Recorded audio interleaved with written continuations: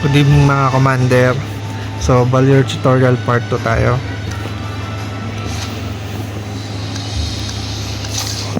So, first goal, 20 gold. Nag-line up tayo dito ng Shadow Cell kasi may chance siya na makakuha ang extra 1 gold. Tapos yung card natin ako dito ay si Chu.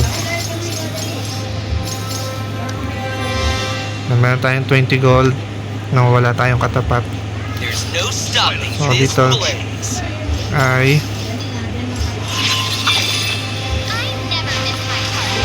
bumuo na tayo ng lineup. Tapos level 5 na tayo. Swerte natin kasi nakakuha agad tayo ng scavenger.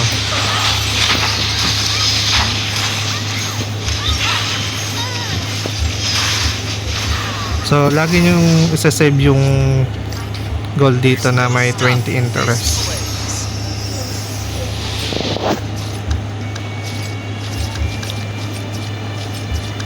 Yan, nakakuha tayong saver.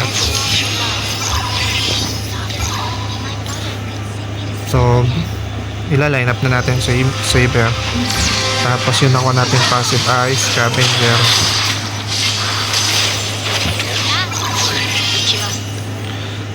Mag level 6 na rin tayo, no? Kasi kailangan lagi tayong una sa leveling.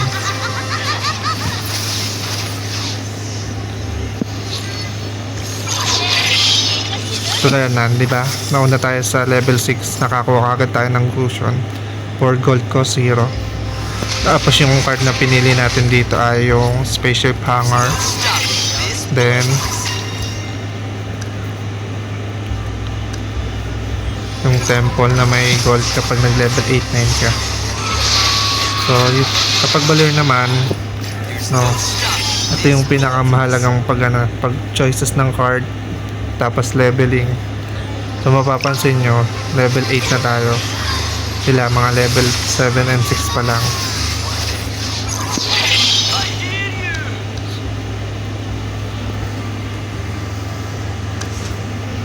Tapos sisilipin nyo rin yung lineup ng kalaban para if ever makounter nyo yung kanilang mga build.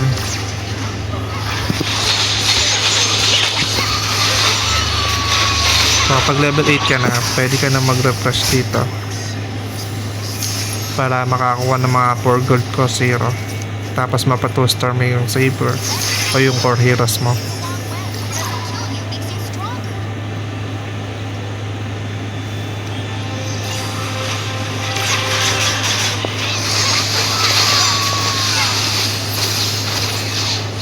Tapos mag-reserve ka na rin ng mga pwede mong gamitin na heroes katulad ni Arlott na Benedetta. Si Arlott para kay Harley, no, maging Space Warper. So dapat naka-reserve na yung mga heroes para pag nandiyan na, lalatag mo na lang sa board.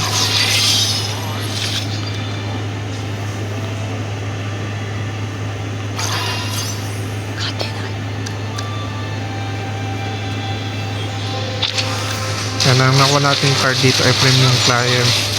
So maganda yan, no, kasi nakakapagpa-restart ka dyan kasi yung refresh mo may chance na maging free or 48% na maging free siya.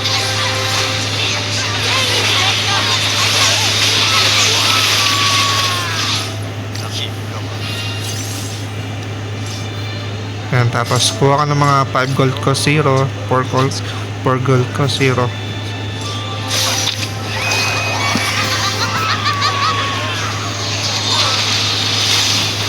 Tapos ayan si Bex, si Kadita, no, mga reserve lineup yan.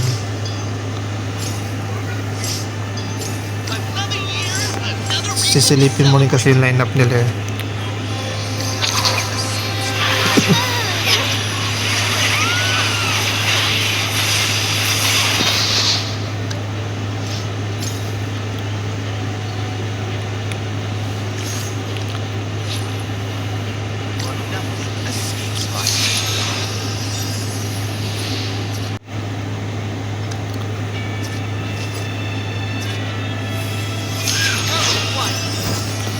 So maganda din pag nagpapatalo ka sa umpisa, makakakuha ka ng mga synergy.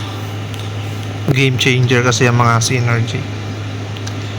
Tulad nito, nakakuha tayo dito ng weapon crystal, tapos ngayon naman ay swift blade. So kapag marami yung synergy na activate, mas lalakas mo muna.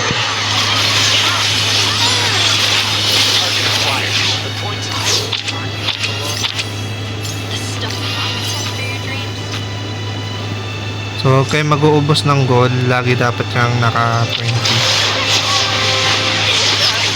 Lalo na kung mahaba pa yung HP nyo.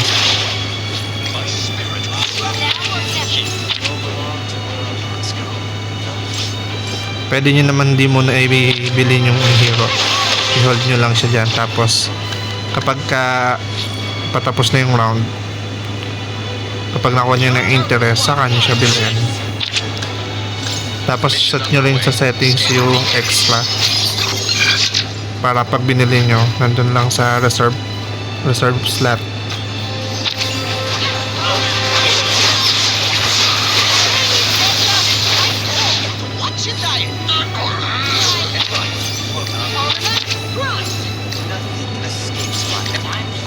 Dito nga ang goal natin, mapa 3 stars si Gusion saka sa Saber, kasi sila yung mga swift blades at mga core heroes natin. So Freya, i-reserve lang natin yan, no? Kung kakayanin, pa 3 star nyo rin yan. Tapos si Arlot, kasi konti lang nagla-line up ng Arlot eh. Kung titignan mo ang line up lagi dyan, Mystic. Ayan. Katapat natin dito pareho silang Toy Mystic, no? Mag-aagawan sila sa line up. So yung Freya, hindi na natin yung mapapa 3 star kasi Toy Mischief saka weapon yung line up nila, no? Pwede nyo na ibenta, o kaya naman i-hold nyo lang, depende. Kung nauna ka sa hold nyo. Pero masaya kasi pagka nakapagpa 3 star ka na, diba?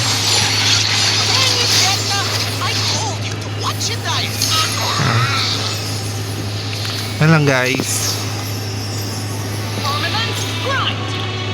So dito mapapa 3 star na natin yung Gusion saka Saber eh. Balagbag na yan. Line up nya.